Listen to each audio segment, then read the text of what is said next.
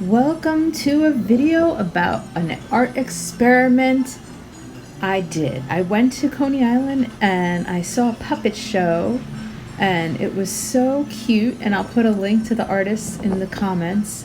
It was a Haitian artist and I loved his puppet so much.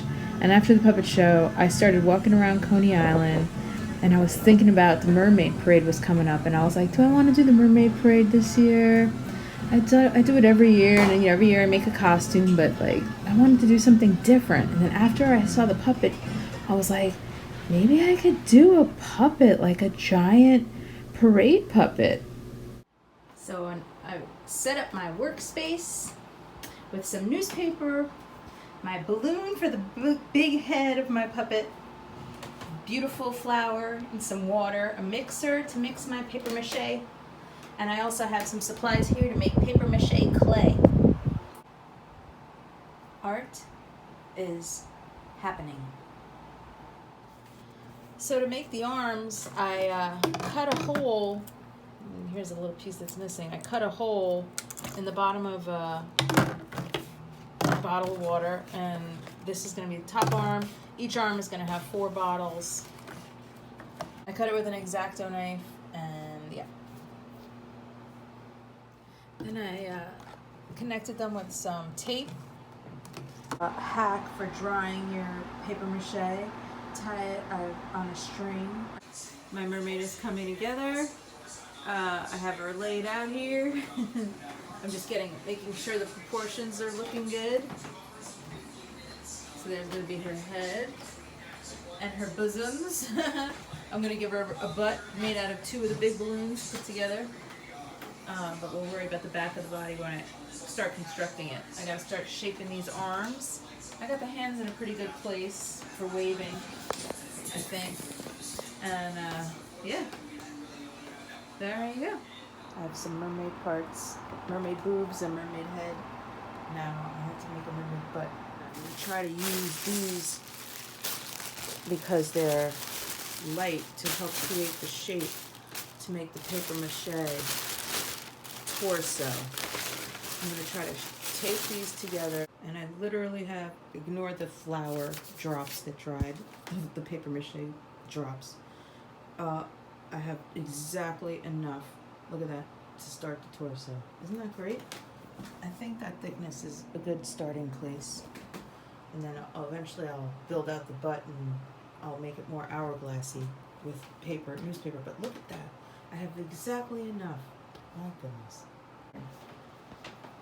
So here is I'm laying out the mermaid. Apologies for the mess. I have all my supplies underneath the table.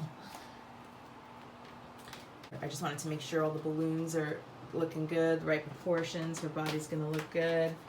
I gotta build out her arms. Just want to make sure the arms are the right length. And I just drew this on the inside of the bags that some of the supplies came in. That's gonna be her head. And I still have to paper mache her butt. I want her butt to have some real volume on the back. All right, it's coming along. Yeah, honey. Oh, hello. Come here, baby. Come back here. Now you're gonna be shy all of a sudden? You don't want to say hi? You're so cute. So I cut the balloon in half to make the boobs. All right, so my mermaid has a booty. I built her back and her booty. And now you can see a little bit better of the side view. The puppet armature on a microphone stand. And I'm getting ready to paper mache her. A different paste made with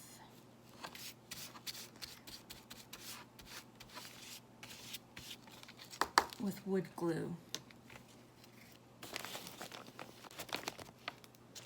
And then applied it with a brush to all the different limbs. It wasn't perfect.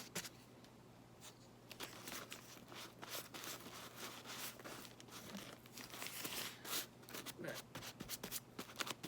this is supposed to be a tricep. So it's going to be a little bumpy. I'm trying to establish some of the shapes of the arms.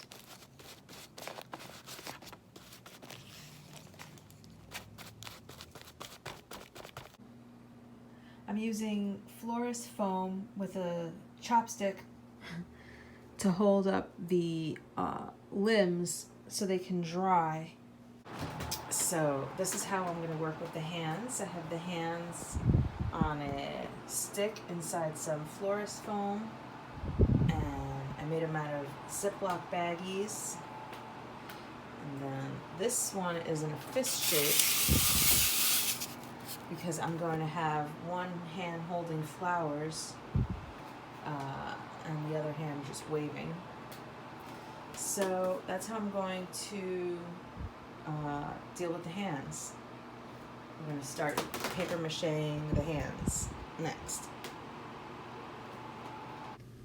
So here my mermaid body is pretty much done. She was a bit lumpier than I wanted her to be, but it was an experiment, my first time, but I'm pretty happy with the shapes that I was able to get with the packing materials. Then I put a layer of paper mache clay on top to get her nice and hard.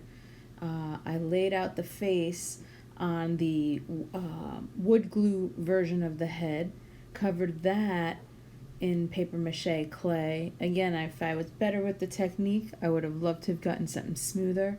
I made her features out of tin foil that I affixed to the paper mache head with hot glue from my hot glue gun. So I shaped the nose and the lips and the eyebrows and the eyelids out of aluminum foil, and I stuck it on there and covered it with the paper mache clay.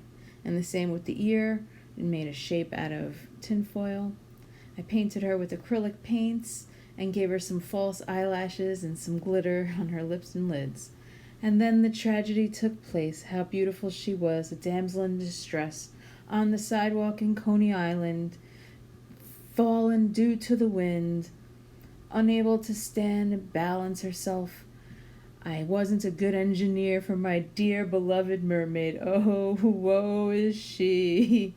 Back in the Uber she went, and I had to come home. It was a beautiful dream. So now she's on permanent display in my studio. Many lessons learned. It was so fun making her. I just love her. I love the way her face came out. I gave her a little black netting on the top, like a widow's veil, since she never made it to the parade. Poor thing. She was a block away from the parade. But I love the netting bikini. I forgot to give her a belly button. I really ran out of time. The real problem was in my planning. I made mistakes. I should have had a better solution for the arms in advance because the arms were too unsteady. And even though I had the sticks to manage it, with the wind, because she was so wide, it was just, I never anticipated how strong the wind was going to be. That was a really windy day, and it was very unsteady. And so once I had the arms up and I was holding the arms, because the arms, I didn't expect them to pivot around the spine that I attached them to, because the spine was rather flat. I had two bamboo sticks side by side. I thought it would be flat enough to not have it be, unstable. But it didn't work out. So I was too worried about tipping over and hurting somebody, because there's certain parts of the parade where there's really narrow passages and you're very close to the crowd, and it's lots and lots of people. And I was like, if I get hit by a big gust of wind, I was a block away and the wind was fierce, and I was like, when I have no buildings between me and the sea air, I just didn't want to risk it. Even though I loved my puppet, I just didn't want to risk it. So I decided to bring her back home, keep her on display. I wanted to learn paper mache for some other projects I'm going to be doing. So it was great. And there she is, my lovely, beautiful mermaid. Her false eyelashes are upside down, which gives them a much more cartoony vibe. I like it. There's her shimmery tinsel hair. Oh, I wanted to see her hair blowing in the wind so bad, and I wanted to see her fin blowing in the wind so bad. I have 3 layers of colors of Finn, and I just was like, oh, it's going to look so good when it's blowing in the breeze. Oh, I never got to see it. Oh, but I still love it. I love that she's on display in my basement studio. She's so big. I mean, my apartment's not that big. She takes up a lot of space, but she deserves it. I really like the way the air-filled packing material created a natural spine shape. It created like a natural spine and a natural stomach 6-pack.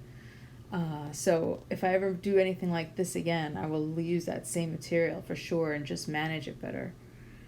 And I'll definitely master the paper mache clay and give myself more time, because I didn't have enough time to do the sanding that I wanted to do the layering of paint. I mean, the paint is very pale. I had a totally different vision for the paint, but I ran out of time. It was also good having the packing material in the middle, because when I shaped the hips and the shoulders with newspaper, it really helped it feel more bony where it needed to feel, like more ribby and more bony. And so yeah. So that was my big mermaid puppet experiment, my very first paper mache experiment, not counting like kindergarten or whatever when you did it in elementary school.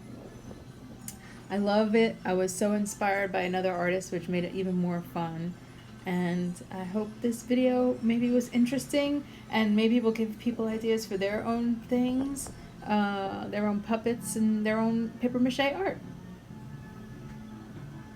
And if you actually have some paper mache art that you want to shout out to, leave it in the comments. I would love to see it. If you have a channel on YouTube that makes art, makes crafts, has anything to do with mermaids, I'd love to see it. And if you liked it, please give a thumbs up and subscribe. Bye.